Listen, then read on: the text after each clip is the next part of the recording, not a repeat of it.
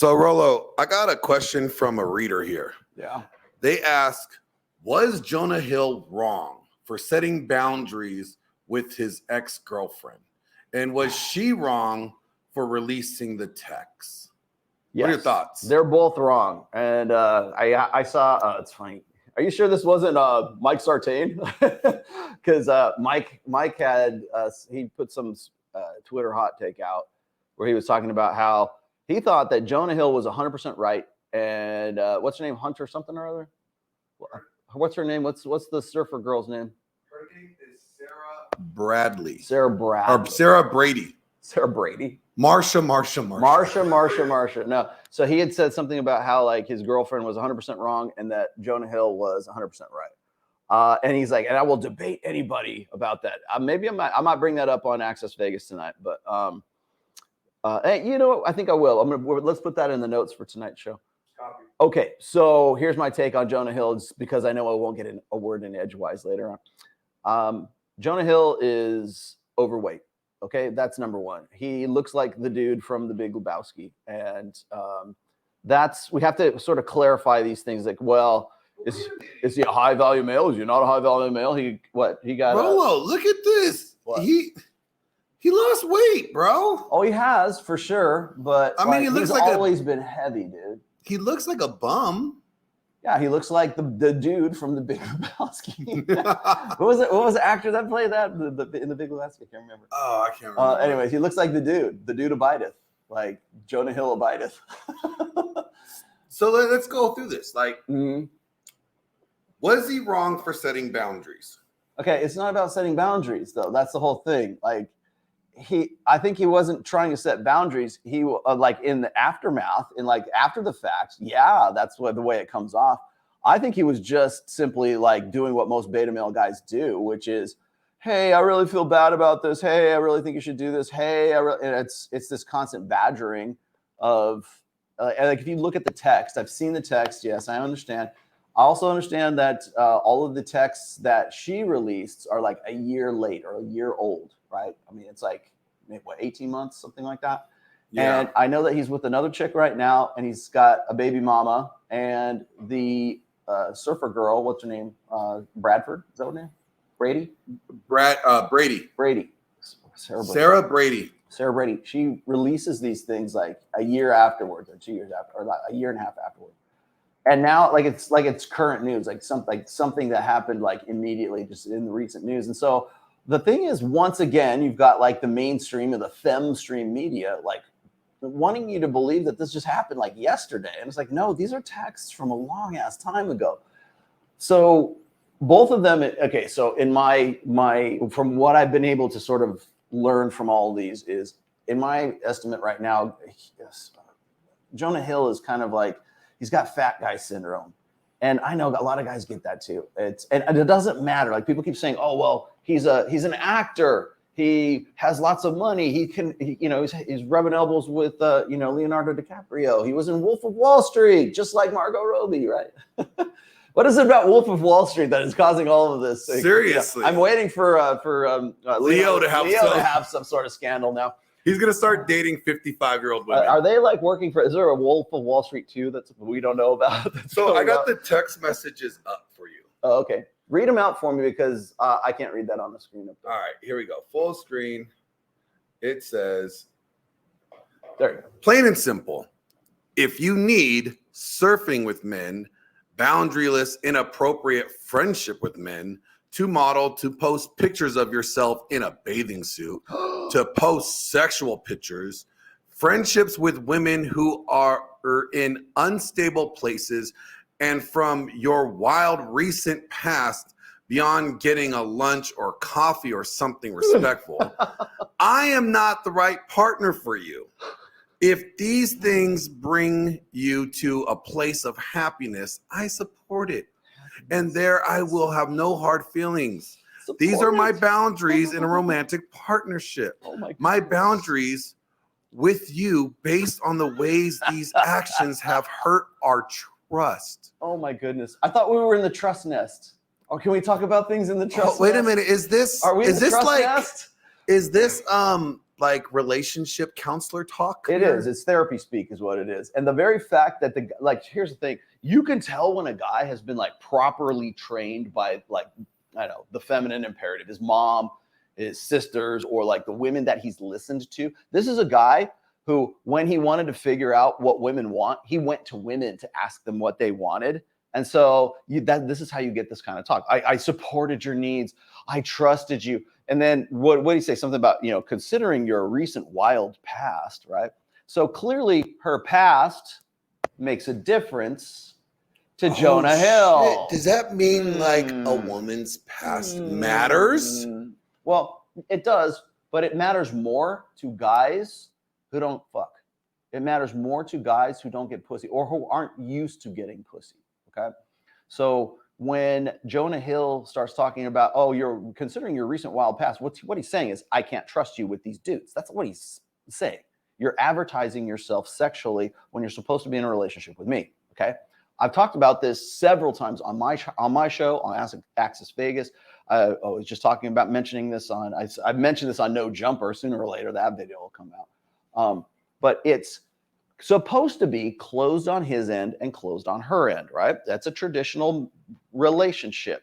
The problem is that's not how it works today, especially when it comes to somebody who is like one partner is on that page, thinks that that's what the mutual agreement is, while the other partner is advertising her sexuality on Instagram, and maybe that's part of her job.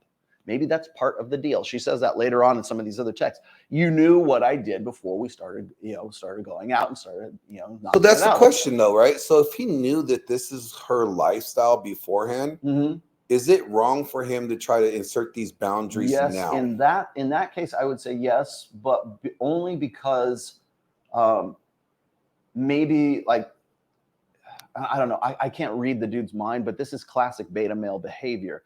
I can fix her. If I go, I'm Jonah fucking Hill. I can fix this woman. If I come into her life, she's going to stop like, hoeing around. And for lack of a better term, I don't think she was hoeing around, but like, the problem that he's running into is it's supposed to be closed on his end and closed on her end. And yet it seems like she's still advertising her sexual availability, not only on Instagram, but she does it professionally because she's also a swimsuit model or a surfer swimsuit model. Well, I mean, we looked at her Instagram. There was like no like risque. There's her on her board. Look, I've seen more risque hell every day. I mean, shit. Access Vegas has more risque. Right. Well, but here's the thing: is he's in that relationship with her, and when you're a fat guy and you're batting above your average, when you're like batting out of your league, you get real possessive and you get real insecure. So here you have your girlfriend, who is a professional surfing instructor. She also does bikini modeling. Who knows what used to be on her Instagram? I don't know. Remember, these are from a year ago, a year and a half ago. At some point along the way, he felt like, okay, it seems to me like she's really into these guys, or she's like, advertising her ass on, and I'm Jonah fucking Hill. I can take care of you. You don't even have to do this anymore. I've got more money than you will ever make as a surfing instructor, wherever the hell you are. But that's not the point. She's not going to remember, this is a woman who's not going to give up her career. She's not going to give up her Instagram. She's not going to give up. If she had OnlyFans, she doesn't. But like if she did, I'm not going to give up my OnlyFans. And it doesn't matter how high a value guy Jonah Hill is. Remember, nominated for Best Supporting Actor for Wolf of Wall Street. And then what? Superbad has money. Let's just say, I wouldn't say he's an A-lister, but he's an A-minus lister, right? He's still up there. He's up there with like Seth Rogen or something like that, And so you put him into that category, and you have a woman who anyone would say, you'd be crazy not to get with him. You'd be crazy. He's such a nice guy. And he probably is a very nice guy. In fact, he's probably too nice.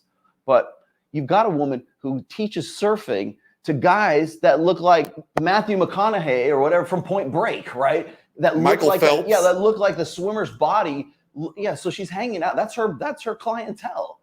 So she's hanging out with people and teaching them to surf. I've seen some of these other pictures where she's like on these longboards, and it looks like I know that they're trying to present her in the best light as possible on like the Telegraph or whatever it is, the BBC or no, the British one. I can't remember the name of it, but Yeah, it's not the Guardian. I think it's Telegraph or something like that. Yeah, it is a Telegraph. But it looks like it looks like a scene from Clambake, and Elvis should be over here, you know, doing a hula or something.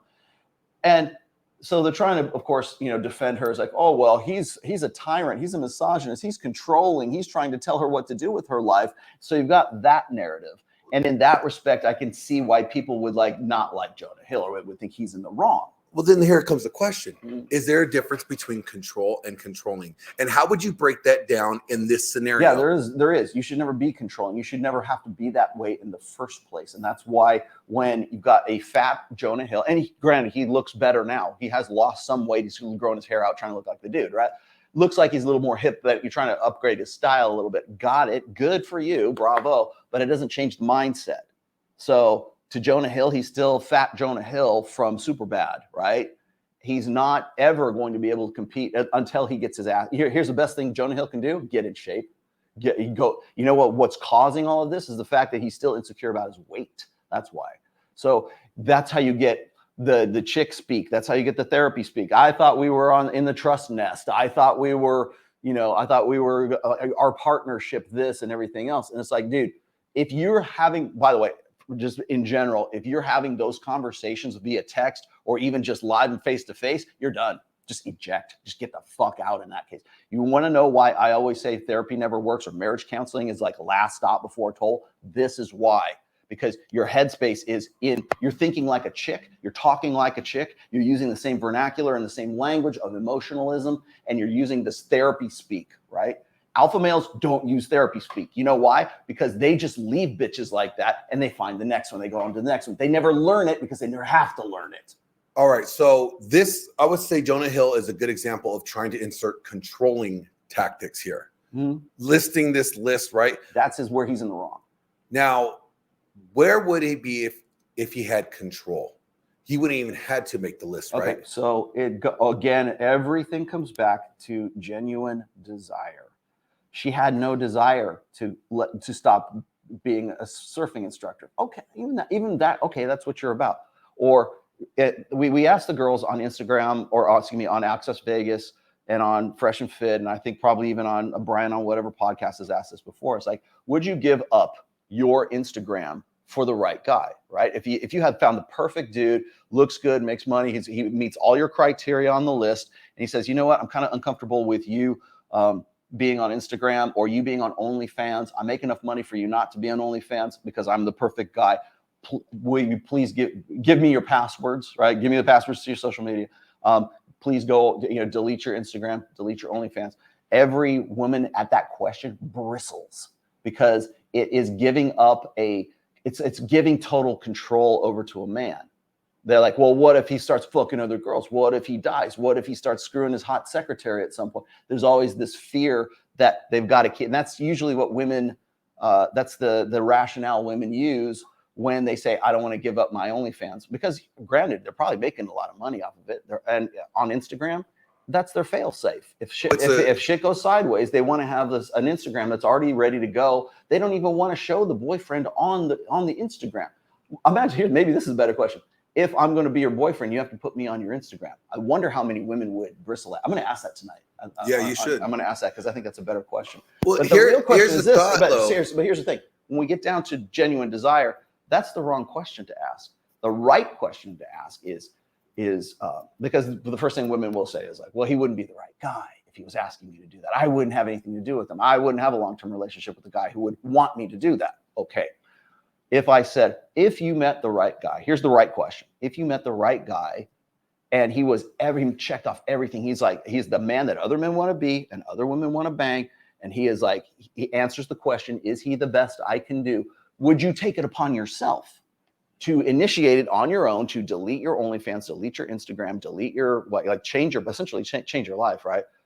Because you are so into this guy that you don't want there to be any shadow of a doubt in his mind that you guys are closed on his end and closed on your end. And you don't want him to give him the impression, because God forbid he might leave you for doing that, right? That you're being sexually available for other men, be it OnlyFans, Instagram, whatever the social media of choice is. Would you do that and take it upon yourself? That's the question. And even still, women, like at least 60% of the time will say, no, I wouldn't do that. because they want those reassurances. Now, there's the question about red pill rage in this, though. Of course, there always is going to be, because everybody thinks that he's an incel. They think Jonah Hill's he's a controlling. Now, you have said before, misogynistic bastard. Like, she even says it in the text. You said this before, like, it's better to, like, you know, if you get red pilled in a relationship, it's harder to change the relationship once you already have it established. Like, so do you think that's where he was struggling? The frame that you go into the relationship with will be what sort of sets the tone of the theme for that. So, like, okay, he obviously went into this relationship with a different frame, and then he tries to change it mid-frame. Is that where he made the mistake, like not setting that boundary in the beginning, but two, having this change? He should never have gotten to the point where he's having to set boundaries and to sort of have that conversation in the first place. Demonstrate, do not explicate. When it comes to boundaries, there has to be a consequence. There has to be something. And usually it's better if the pain is felt early on in the relationship than later on after a constant, like, yo, I don't want you to do this. I don't want you to do this. I don't want you to do this. I don't want you to do this. Then you sound like you want to talk about insecure. That's insecure, right? So the guys who go into a relationship in the frame of you are always qualifying to her, then that's going to last throughout the relationship. So the things when you're setting boundaries in that sense, like it becomes that much more difficult in the future. When I was talking to Jedediah Bila about like how she's in this partnership with her husband, or when I talk to people who talk about, well, you know, a marriage should be an equal partnership. No, when your equal partnership looks like Jonah Hill and this surfer girl.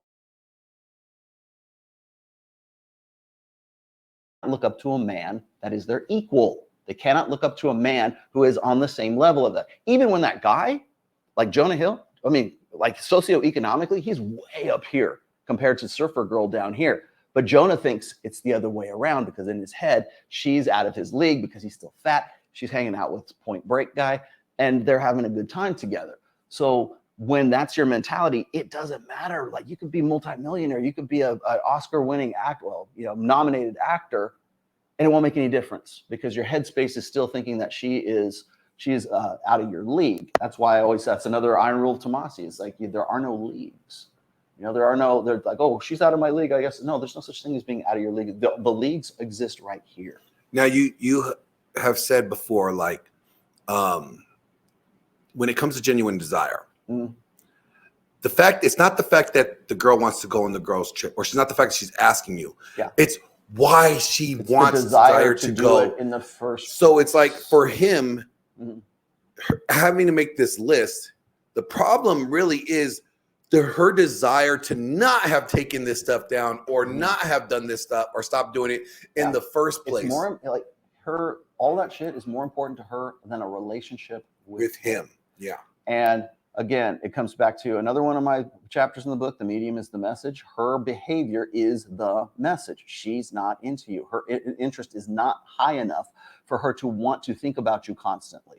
So when I talk about genuine desire, and I'm going to quote fresh here, genuine burning desire, own her soul kind of stuff, it's not like this sort of, vaudevillian, melodramatic stuff. It's just like, you want a desire from that woman where she is thinking about you, she is compassionate about you, she is interested in your pleasure, she is interested in supporting you and in nurturing you and being on board. She's the ride or die girl. She's going to break you out of prison. She's going to change her religion and leave her tribe to join your tribe across the ocean somewhere. That's the kind of desire that you're looking for in a woman who is going to be the ride or die girl.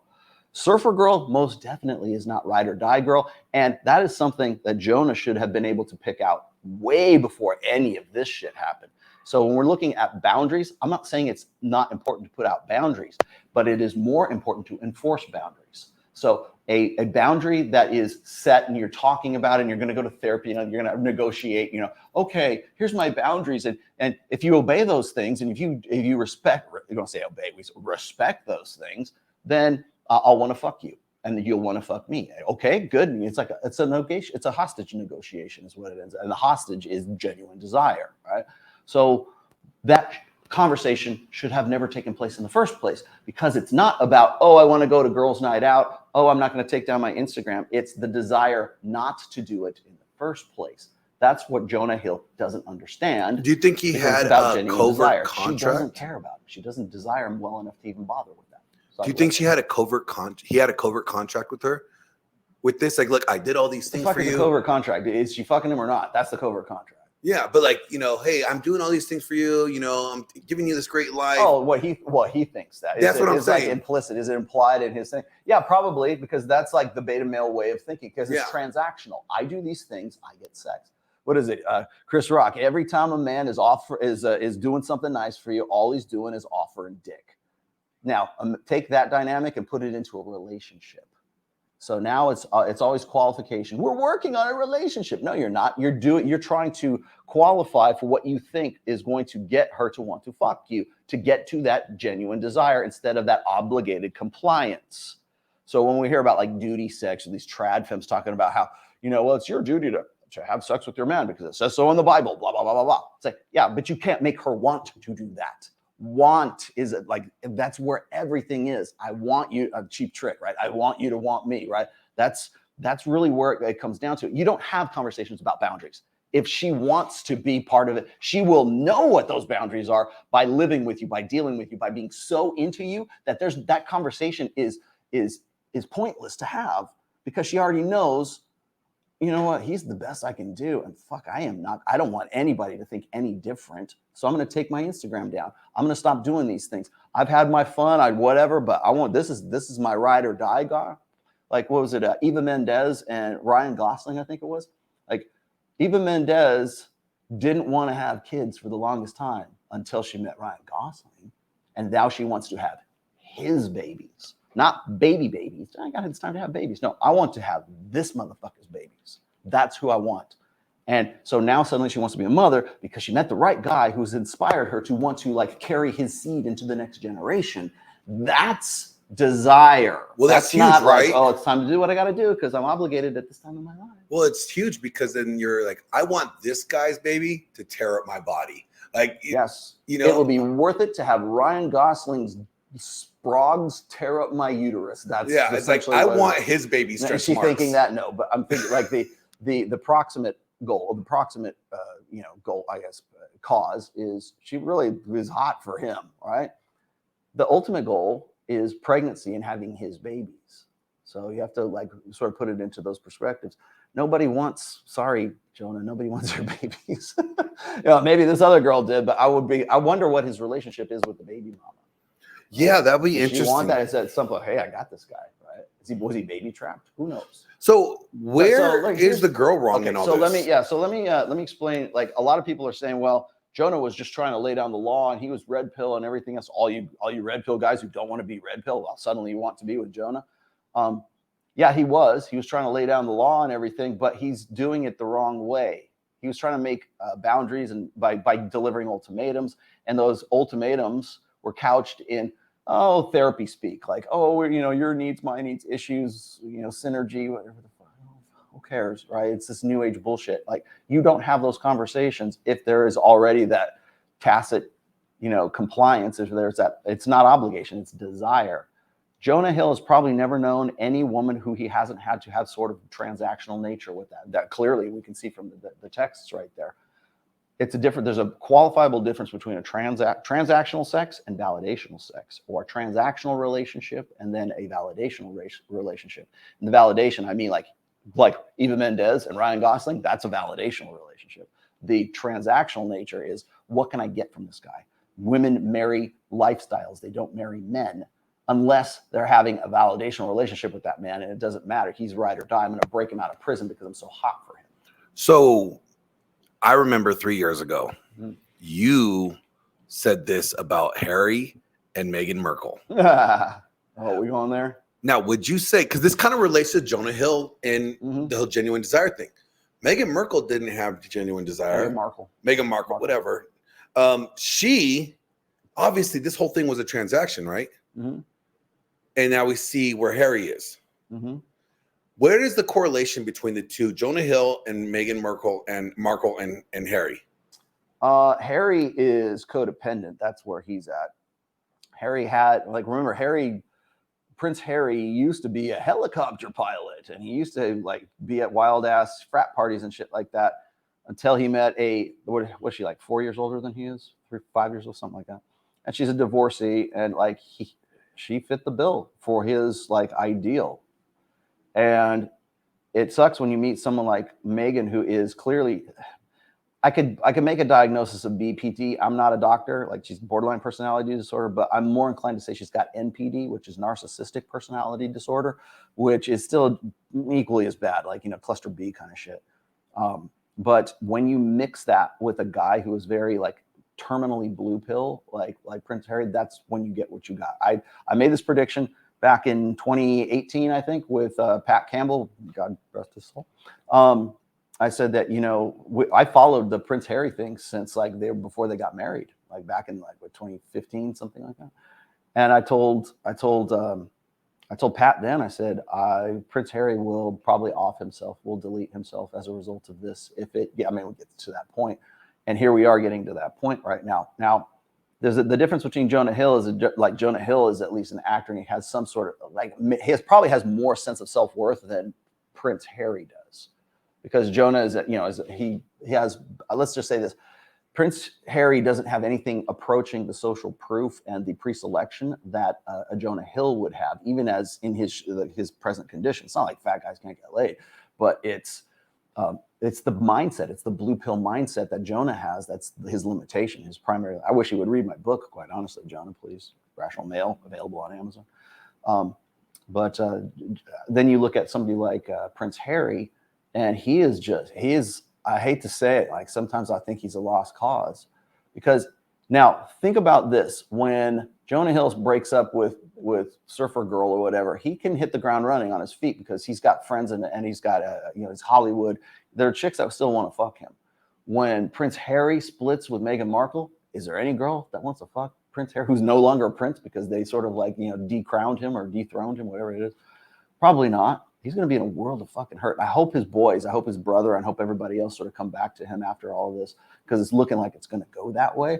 And my main concern is that they put him on like self-deletion watch, you know, because that's what I would be mostly concerned with, because guys who get zeroed out like that, who their whole world is their wife or their girlfriend or whatever, and that girlfriend is BPD or NPD, and they're very blue pill, as a bad combination when you get zeroed out. So, but as far as Jonah is concerned, what did he do right and what did he do wrong? Well, he's right in I don't want you going out with these chicks. I'm laying down the law here.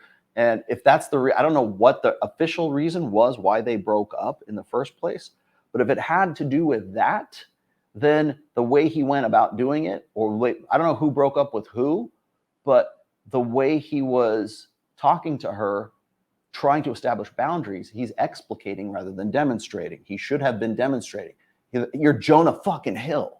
Leave, eject. There's probably lots of women in Hollywood who would want to fuck you from here to Tuesday and have that relationship and won't give you the therapist speech, right? So just get out. Just like say, you know what? I'm like, why are you wasting time? It's just pragmatism. I'm going to go full Alan Roger Curry here. She's a time waster. What was it? I say malicious time waster, something like that. Yeah, but she's a waste of your time. It was a more pragmatic move. His only fault is he should have done it a lot sooner.